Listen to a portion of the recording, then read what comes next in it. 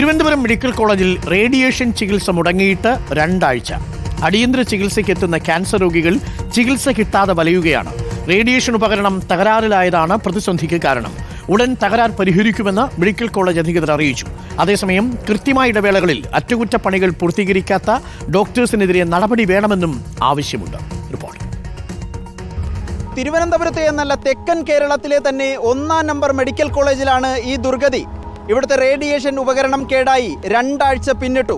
ചികിത്സ തേടിയെത്തുന്ന ക്യാൻസർ രോഗികൾ സങ്കടത്തോടെയാണ് മടങ്ങുന്നത്.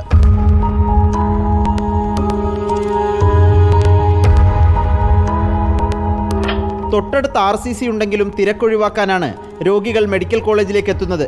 കഴിഞ്ഞ മാസം 23-നാണ് മെഡിക്കൽ കോളേജിലെ റേഡിയേഷൻ ഉപകരണം തകരാറിലായത്.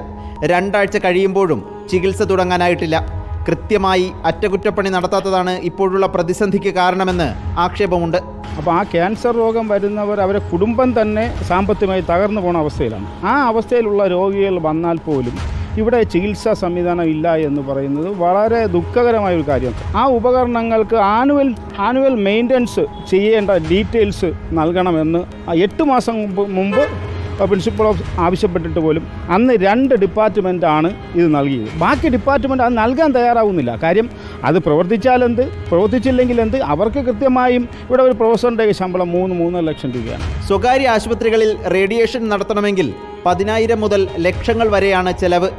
തുടർ ചികിത്സയിലെ പ്രശ്നങ്ങൾ ഭയന്ന് രോഗികൾ പരസ്യ പ്രതികരണത്തിന് തയ്യാറായില്ല. അടുത്ത ബുധനാഴ്ച മുതൽ റേഡിയേഷൻ തുടങ്ങാനാകുമെന്നാണ് മെഡിക്കൽ കോളേജ് അധികൃതരുടെ വിശദീകരണം.